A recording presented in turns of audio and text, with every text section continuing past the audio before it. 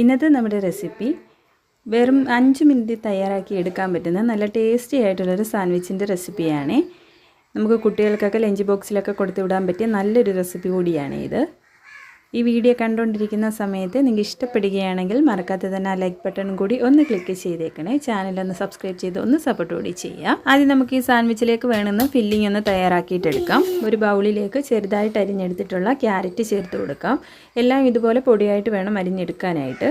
അതിൻ്റെ കൂടെ തന്നെ കുറച്ച് ക്യാപ്സിക്കം അരിഞ്ഞത് കൂടി ചേർത്ത് കൊടുക്കുന്നുണ്ട്.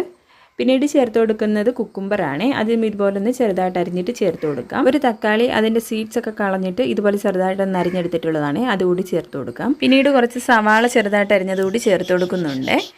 വെജിറ്റബിൾസ് ഒക്കെ നിങ്ങളുടെ ഇഷ്ടത്തിനനുസരിച്ച് എടുക്കാം. ക്യാബേജ് ഒക്കെ ഉണ്ടെങ്കിൽ അതും ചെറുതായിട്ട് അരിഞ്ഞിട്ട് ചേർത്ത് കൊടുക്കാം. ഈ വെജിറ്റബിൾസിന് ആവശ്യമായിട്ടുള്ള കുറച്ച് ഉപ്പ് ചേർത്ത് കൊടുക്കാം. ഒരുപാട് അങ്ങ് ചേർത്ത് കൊടുക്കേണ്ട, ഒരു 1/4 ടീസ്പൂൺ മതിയാകും.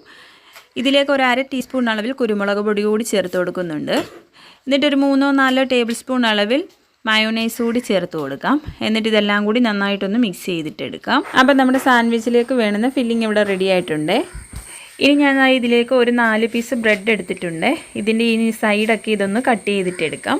ഇനി ആ സൈഡൊക്കെ കട്ട് ചെയ്ത് വെച്ചിരിക്കുന്ന ആ ബ്രെഡിലേക്ക് കുറച്ച് മയോണൈസ് എല്ലാ ഭാഗത്തേക്കും ഇതുപോലെ ഒന്ന് സ്പ്രെഡ് ചെയ്ത് കൊടുക്കാം. ഇനി നമ്മൾ നേരത്തെ റെഡിയാക്കി വെച്ചിരിക്കുന്ന ആ ഒരു ഫില്ലിംഗ് ഉണ്ടല്ലോ, അത് നമുക്ക് കുറച്ച് ഇതിലേക്ക് വെച്ച് കൊടുക്കാം. ഫില്ലിങ്സ് ഒക്കെ നിങ്ങളുടെ ഇഷ്ടത്തിനനുസരിച്ച് വെച്ച് കൊടുക്കാം. എന്നിട്ട് ഇതിന് മുകളിലായിട്ട് ഒരു പീസ് ബ്രെഡ് കൂടി ഇതുപോലെ ഒന്ന് വെച്ച് കൊടുക്കാം. എന്നിട്ട് കൈകൊണ്ട് നന്നായിട്ടൊന്ന് പ്രസ് ചെയ്ത് കൊടുത്താൽ മതിയാകും. അപ്പോൾ ഇത്രയേ ഉള്ളൂ. വളരെ സിമ്പിളായിട്ട് തയ്യാറാക്കിയെടുക്കാൻ പറ്റുന്ന നമ്മുടെ സാൻഡ്വിച്ച് ഇവിടെ റെഡിയായിട്ട്. പുറത്തുനിന്നൊന്നും മേടിക്കാതെ നമുക്ക് സിമ്പിളായിട്ട് വീട്ടിൽ തന്നെ തയ്യാറാക്കി എടുക്കാൻ പറ്റും. അപ്പോൾ എല്ലാവരും ഇതുപോലൊന്ന് ട്രൈ ചെയ്ത് നോക്കിയിട്ട് നിങ്ങളുടെ ഫീഡ്ബാക്ക് അറിയിക്കാൻ മറക്കല്ല്. അതുപോലെ തന്നെ നമ്മുടെ വീഡിയോ ആദ്യമായിട്ട് കാണുന്നവരാണെങ്കിൽ നമ്മുടെ ചാനലൊന്ന് സബ്സ്ക്രൈബ് ചെയ്തൊന്ന് സപ്പോർട്ട് ചെയ്യാൻ മറക്കല്ലേ. ഈ വീഡിയോ ഇഷ്ടമായിട്ടുണ്ടെങ്കിൽ ലൈക്ക് ചെയ്യാനും നിങ്ങളുടെ ഫ്രണ്ട്സിനും ഫാമിലിക്കും ഒക്കെ ഷെയർ ചെയ്തുകൂടി കൊടുക്കാനും മറക്കരുത്. നല്ലൊരു റെസിപ്പിയുമായി നമുക്ക് വീണ്ടും കാണാം. താങ്ക്